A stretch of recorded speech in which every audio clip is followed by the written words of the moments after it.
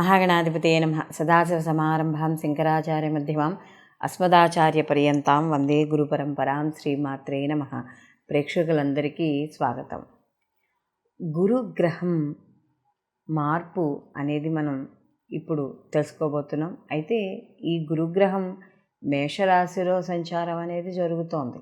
అయితే ఇక్కడ మనకి ఈ ఫిబ్రవరి 3వ తేదీ నుండి ఏప్రిల్ 17వ తేదీ వరకు కూడా గురువు అశ్విని నక్షత్రం నుండి భరణీ నక్షత్రానికి ఆయన మార్పు చెందడం అనేది జరుగుతుంది. అంటే భరణీ నక్షత్రానికి అధిపతి వచ్చి శుక్రుడు. ఈ శుక్రుడి యొక్క నక్షత్రం మీద గురువు యొక్క సంచారం అనేది ఇక్కడ మనకి జరగబోతోంది ఫిబ్రవరి 3వ తేదీ నుండి ఏప్రిల్ మనకి 17వ తారీఖు వరకు. అయితే మరి ఇక్కడ కానీ మనం చూసుకున్నప్పుడు గురువు శుభగ్రహమే, అలాగే ఇక్కడ మనకు శుక్రుడు కూడా శుభగ్రహమే. రెండు మనకి గురుగ్రహాలకు సంబంధించినవి.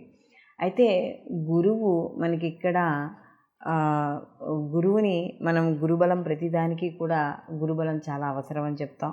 అలాగే ఇక్కడ శుక్రుడు కూడా మనకి బలంగా ఉంటే ఏవైతే మనకి కంఫర్ట్లు ఉంటాయో ఆ కంఫర్ట్ అంతా కూడా రావడం అనేది జరుగుతుంది. అయితే ఇక్కడ ఒకళ్ళ దేవగురువు అయితే ఇంకొకళ్ళు రాక్షస గురువు. అయితే ఇక్కడ రెండు కూడా రాక్షస గురువైనా కూడా ఇక్కడ కూడా రెండు గ్రహాలు కూడా మనకి చాలా పవర్ఫుల్ అని చెప్పవచ్చు. కారణం మనకు చూడండి, ఈ గురు మౌఢ్యమి శుక్ర మౌఢ్యమి అని చెప్తాం. ఈ మౌఢ్యములు వచ్చినప్పుడు వివాహాది శుభ కార్యక్రమాలు ఏది చెయ్యం. అంటే మనకి ప్రత్యేకంగా ముహూర్తాలు పెట్టుకునే కార్యక్రమాలు కూడా ఏమి చేయరు. ఎందుకంటే మనం ఏ కార్యక్రమం మొదలుపెట్టినా కూడా ఆ కార్యక్రమానికి గురుబలము అలాగే శుక్రుడి యొక్క బలము రెండు కూడా చూసుకుంటాం. అంటే శుక్రుడు కూడా అనుకూలంగా ఉన్నాడా లేదా అని. ఎందుకంటే శుక్రుడు అనుకూలంగా కానీ ఉంటే వివాహ విషయాల్లో కానీ, సంతానం కానీ, సౌఖ్యం కానీ, ఆర్థికంగా కానీ, అలాగే ప్రతిదీ కూడా అంటే వివాహం అయిన తర్వాత భార్యాభర్తల మధ్య అన్యోన్యత ఇలాంటివన్నిటికీ కూడా శుక్రుడు కారకుడుగా చెప్తాం. అలాగే వాహనాలు అంటే చూడండి, కొంతమందికి ఇప్పుడు గురువు ఉన్నాడు అనుకోండి, గురువు అనుకూలంగా ఉంటే మనకి విద్య వస్తుంది.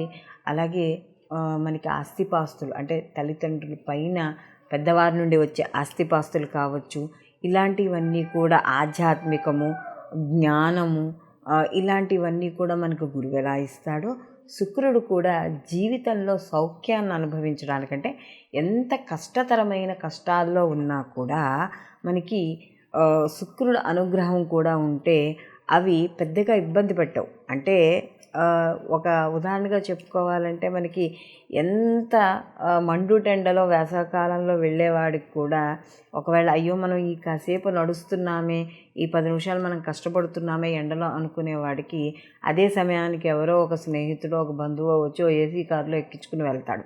అంటే అలా ఎక్కడో ఒక్కడ శరీరాన్ని కష్టపెట్టకుండా మనకి ఎవరో ఒక రూపంలో రావడం అనేది జరుగుతుంది శుక్రుడి యొక్క అనుగ్రహం ఉంటే.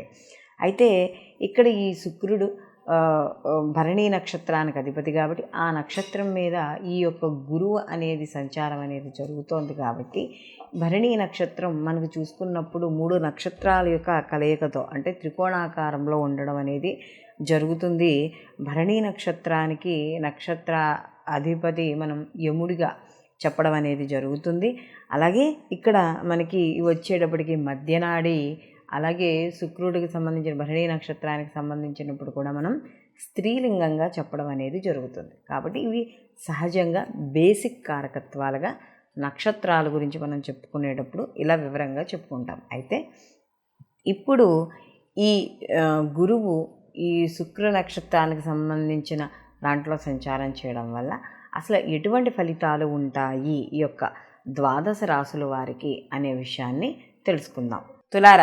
తులారాశికి అధిపతి శుక్రుడు. తులారాశిలోకి చిత్త 3-4 పాదాలు, అలాగే స్వాతి 1, 2, 3, 4 పాదాలు, అలాగే మనకి విశాఖ 1, 2, 3 పాదాలు మనకి ఈ యొక్క తులారాశిలోకి వస్తాయి.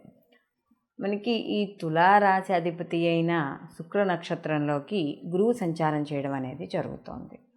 అయితే ఫిబ్రవరి 3వ తేదీ నుండి ఏప్రిల్ 17వ తారీఖు వరకు కూడా ఈ యొక్క గురువు ఈ యొక్క భరణీ నక్షత్రం మీద సంచారం చేయడం, అందులో ఈ తులారాశి వారికి జన్మ మనకి ఈ యొక్క అష్టమాధిపతి అయిన శుక్రుడు, ఇక్కడ వీళ్ళకి ఏమవుతాడు, శుక్రుడు జన్మ అష్టమాధిపతి, కానీ గురువు తృతీయ షష్టమాధిపతి అయిన గురువు సప్తమ స్థానంలో సంచారం చేయడం, ఆ సప్తమ స్థానంలో కూడా ఈ యొక్క రాశాధిపతి యొక్క నక్షత్రానికి సంబంధించిన దాంట్లో సంచారం చేయడం అనేది జరుగుతోంది. అందులో గురువు యొక్క వీక్షణ ఈ రాశి మీద సప్తమ దృష్టితో ఉండడం, ఇవన్నీ కూడా కొంత వీళ్ళకి అనుకూలమైన ఫలితాలను ఇవ్వడం అనేది జరుగుతోంది.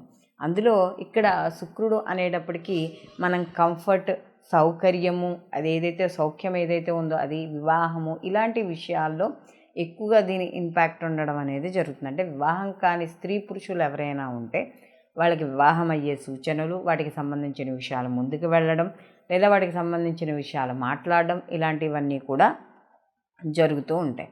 అలాగే ఇక్కడ ముఖ్యంగా చూసుకున్నప్పుడు తృతీయాధిపతి కాబట్టి, ఎవరైతే సోదరి అంటే తృతీయాధిపతి గురువు కాబట్టి ఇక్కడ సోదరి సోదరులు, కమ్యూనికేషను, ఇలాంటి విషయాల్లో వీళ్ళకి చాలా అనుకూలంగా ఉండడం అనేది జరుగుతుంది. అంటే ఇక్కడ అంటే వ్యాపారపరంగా ఏవైతే కమ్యూనికేషన్కి సంబంధించిన విషయాలు ఉన్నాయో అవన్నీ కూడా వీళ్ళకి జరగడం అనేది ఉంటుంది. అలాగే ఇక్కడ జీవిత భాగస్వామి విషయాల్లో కావచ్చు, వాటిల్లో కూడా కుటుంబ సభ్యుల్లో కావచ్చు, వీళ్ళందరి సహాయ సహకారాలు పూర్తి స్థాయిలో అందడము, బంధువుల్ని మిత్రుల్ని కలుసుకోవడము, ఇలాంటివన్నీ కూడా జరుగుతూ ఉంటాయి.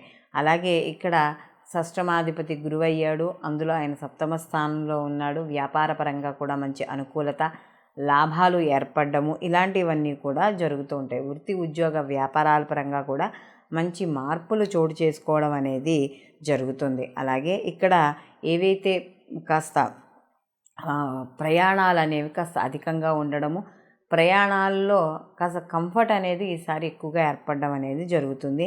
అలాగే ఎవరికైతే ఆర్థికపరమైన విషయాల్లో కావచ్చు, వాటిల్లో కావచ్చు, ఏదైనా రావాల్సిన బాకీలు ఉంటే అవన్నీ కూడా రావడం అనేది జరుగుతుంది.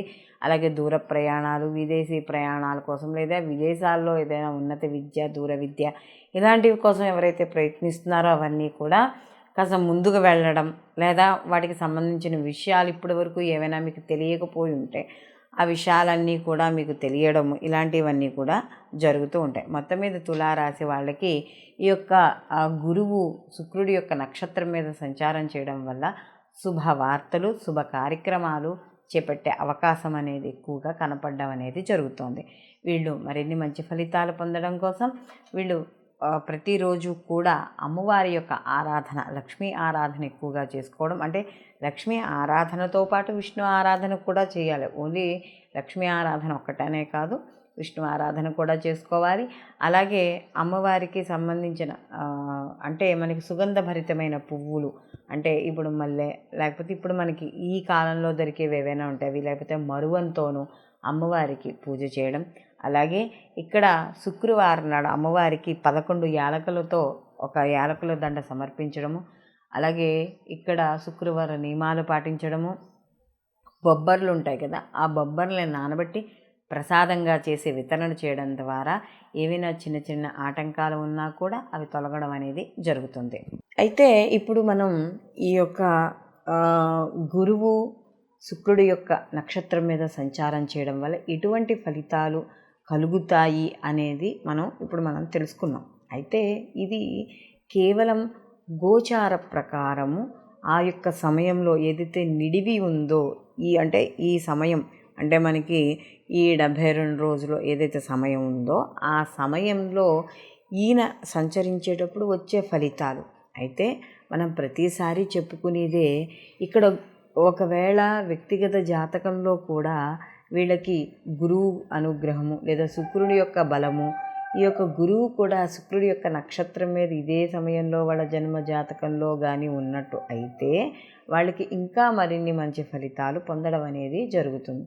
దీనితో పాటుగా వీళ్ళకి వ్యక్తిగత జాతకంలో వాళ్ళ వ్యక్తిగత జాతకాలు కూడా తప్పకుండా పరిశీలనలోకి తీసుకోవాలి. ఎందుకంటే గోచారంలో ఒక వివాహం అవుతుంది అని మనం అనుకున్నప్పుడు, లేదా ఒక శుభకార్యం జరుగుతుంది, అయితే వీళ్ళకి ఒక పాజిటివ్ రిజల్ట్ ఉంటుంది, లేకపోతే వీళ్ళకి ఏదైనా చిన్న చిన్న ఇబ్బందులు వస్తున్నాయి అని మనం ఇప్పుడు ఏవైతే రాసుల వారీగా చెప్పుకుంటున్నామో వాటిల్లో కేవలం గోచార ఫలితాలతో మాత్రమే మనం చెప్పుకుంటున్నాం, వ్యక్తిగత జాతకాలు చెప్పుకోవడం లేదు. పూర్తిగా క్లారిటీ రావాలి అనుకుంటే మాత్రం తప్పనిసరిగా మనం వ్యక్తిగత జాతకాలనే పరిశీలనలోకి తీసుకోవాలి. అలాగే ఇక్కడ ముఖ్యంగా మనం గుర్తుపెట్టుకోవాల్సిన విషయం ఏమిటి అంటే, ఇక్కడ గురు శుక్రులు ఇద్దరూ కూడా మనకి శుభ ఫలితాలను ఇచ్చేవాళ్ళే. అయితే వాటి జాతకంలో, మన జన్మ జాతకంలో కావచ్చు, గోచారంలో కావచ్చు, వాటి ఉండే స్థితిని బట్టి, వీక్షణను బట్టి, అలాగే వాటికి ఏవైతే ఆ నిడివి గ్రహాల యొక్క డిగ్రీలు ఉంటాయో దాన్ని బట్టి ఫలితాలు ఆ యొక్క రాసులు వాళ్ళు, అంటే వ్యక్తిగతంగా ఏ రాశికి ఆ రాశి వాళ్ళు పొందడం అనేది ఉంటుంది అని మాత్రం తప్పనిసరిగా గుర్తుపెట్టుకోవాలి. సర్వేజన సుఖినో భవంతు, లోకా సంస్థ సుఖినో భవంతు.